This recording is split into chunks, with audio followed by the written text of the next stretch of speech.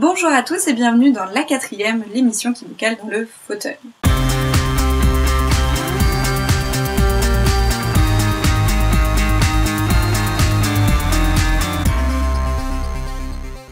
Pour ce mois de juin, nous aborderons 4 livres et pas moins de 8 films pour mes avis. Puis dans la rubrique du mois, je vous réserve quelques photos d'une rencontre avec 2 auteurs et on terminera évidemment par les top 3 des sorties du mois de juillet. Ma première lecture du mois de juin est Perdu et retrouvé, le dernier roman de Kat Clark paru dans la collection R. Malheureusement, dès le départ, j'ai compris de quoi il retournait au niveau de l'intrigue, donc le livre m'a paru super long. On a juste le droit aux états d'âme de Face, pendant que l'enlèvement de Laurel n'est pas du tout développé. L'un dans l'autre, j'aurais préféré peut-être l'inverse, et même la fin est un peu décevante. Je ne suis donc pas une adepte de ce roman-là. Pourtant, l'auteur, j'ai lu tous ses livres parus dans la collection R. J'ai apprécié, plus ou moins évidemment, mais je les ai tous appréciés. Et là, du coup, non. On continue par contre avec un roman, et pas n'importe lequel, c'est Ma raison de vivre de Rebecca Donovan, paru chez PKJ. On a ici une magnifique histoire avec beaucoup d'émotions, beaucoup de sentiments. Le thème évolue entre ce qu'est ma vie avec Ethan et ce qu'elle vit chez elle. Les deux univers sont donc très différents. On passe d'une scène qui peut être magnifique à une scène qui peut être horrible. D'ailleurs, le réalisme que l'auteur a su donner à ces scènes est tout simplement atroce. Mais c'est tout ce qui fait la force du livre. Ce livre est donc une petite pépite qui est passée à ça du coup de cœur. Je ne peux que vous le recommander et en plus sa suite sort mi-octobre. On passe maintenant à Petit arrangement privé de Jennifer Prost, paru chez J'ai lu. Donc c'est en quelque sorte le tome 2 de Liaison à durée déterminée, mais sans l'être parce qu'en fait c'est un nouveau couple. Ce sont des tomes qu'on peut lire séparément. Certes, il y a un fil rouge, mais c'est pas grave si vous n'avez pas lu le tome 1. J'ai d'ailleurs vu certains avis qui disaient être déçus parce que le schéma était le même, mais en fait personnellement, comme j'ai lu les 2 livres avec quasiment 1 an d'écart, ça m'a pas franchement dérangé. De plus, même si le couple reste au centre de l'histoire, ils apprennent à se connaître dans sa famille à lui, ce qui apporte un contexte assez nouveau. L'histoire est mignonne, la plume de l'auteur est toujours aussi agréable et la romance est bien sympa. Et ma 4e lecture du mois de juin est le premier tome de la saga Hacker de Meredith Wild chez Michel Lafon. Alors là, c'était une très bonne surprise avec cette romance. On a 2 personnages principaux au caractère affirmé. Il y a un thème avec de l'informatique, du web, notamment du piratage informatique d'ailleurs. Et du coup, le thème est assez nouveau, je trouve. On a des échanges entre nos 2 héros qui sont bien piquants. Ils savent tous les 2 ce qu'ils veulent. Lui, il a décidé de se servir. Elle a décidé de surtout pas s'éloigner de son objectif professionnel. Et du coup, il y a quand même pas mal de batailles entre les 2. Par contre, ce qui m'a un petit peu gênée, c'est que l'héroïne nous rabâche pendant des pages et des pages qu'elle veut surtout pas perdre de vue son travail, alors que, en fait, au fil de l'histoire, clairement, elle s'en éloigne au profit de Blake. Je n'ai tout de même pas vu passer les pages, j'ai vite compris surtout que je ne résisterai pas moi non plus à Blake, et j'ai hâte de lire la suite qui d'ailleurs sort en septembre. Le premier film que je suis allée voir en juin, c'est Un peu beaucoup aveuglément. C'est un joli film français qui associe de la romance avec de très belles musiques jouées au piano. Le concept est drôle, les acteurs sont franchement touchants. J'ai beaucoup aimé. Je suis aussi allée voir Les Jardins du Roi avec Alan Rickman et Kate Winslet. En soi, le film n'est pas mal, mais je l'ai tout de même trouvé un petit peu long. Côté jardin, on les voit bien, côté romance, on la voit bien aussi, mais en fait, le côté royauté manque un peu. Les complots étaient en effet main courante à l'époque, donc j'aurais bien aimé que ce soit un peu plus intégré à l'histoire. On enchaîne avec À la poursuite de demain avec George Clooney. Pour ma part, j'ai pas été déçue par le film parce que je m'attendais un peu au fait que la cible principale soit les ados. Il remplit bien son rôle avec un peu de science-fiction, un peu d'humour, mais par contre, petit point, un peu malaise quand même. C'est la romance entre George Clooney et un robot.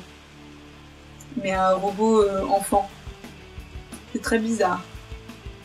En parlant de robots, je suis aussi allée voir Ex Machina. Donc là, on est en plein dans l'intelligence artificielle. Le film est carrément bizarre.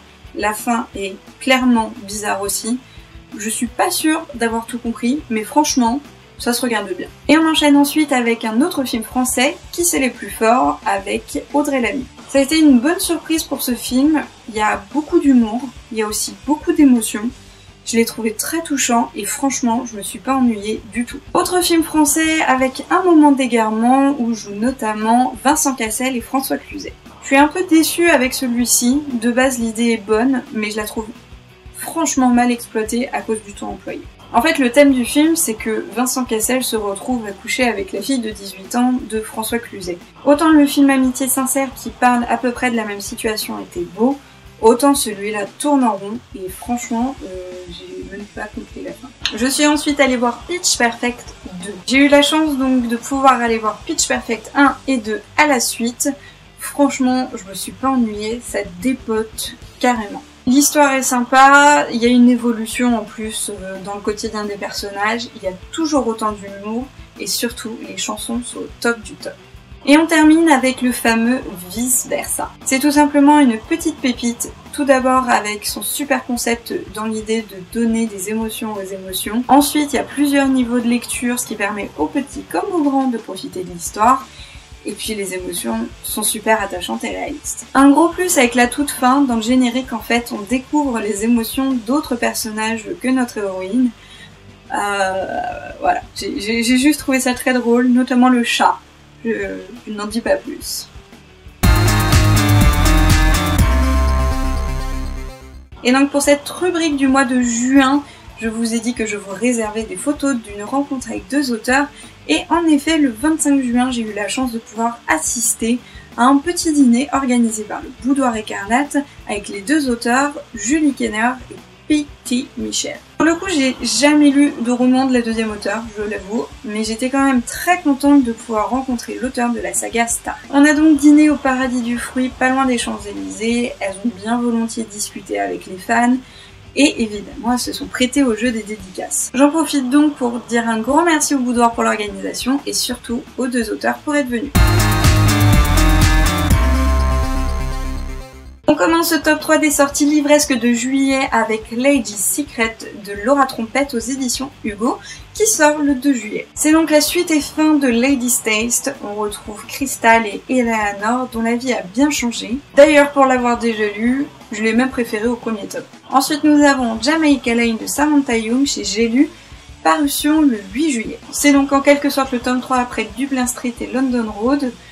On peut toujours les lire séparément. On a un nouveau couple avec Olivia et Nate qui se lance dans un petit jeu dangereux. Et évidemment, je ne pouvais pas passer à côté Grey de E.L. James, parution le 28 juillet. Là, c'est 50 nuances degrés du point de vue de Christian. On ne l'attendait clairement pas. L'auteur a toujours dit que peut-être qu'elle l'écrirait. Elle a gardé le secret jusqu'au bout. Et le top 3 des sorties ciné de juillet ne sera pas un top 3 parce qu'en fait, il y a tellement de bons films qui sortent en juillet que j'ai juste pas pu choisir, juste 3 films. Pour le 1er juillet, il y a Terminator Genesis qui amorce le retour d'Arnold Schwarzenegger aux côtés d'Emilia Clarke, mais aussi Tale of Tales qui a pour thème les contes mais qui a surtout l'air bien space, et enfin Victoria qui est un thriller tourné en un seul plan séquence. Au niveau du 8 juillet, nous avons Les Mignons, pour lequel on se contentera d'un banana, avec ensuite Magic Mike XXL et sa flopée de pectoraux, et Daddy Cool qui a l'air quand même pas mal touchant. Pour le 15 juillet, il y a Ant-Man, nouveau super-héros qui peut devenir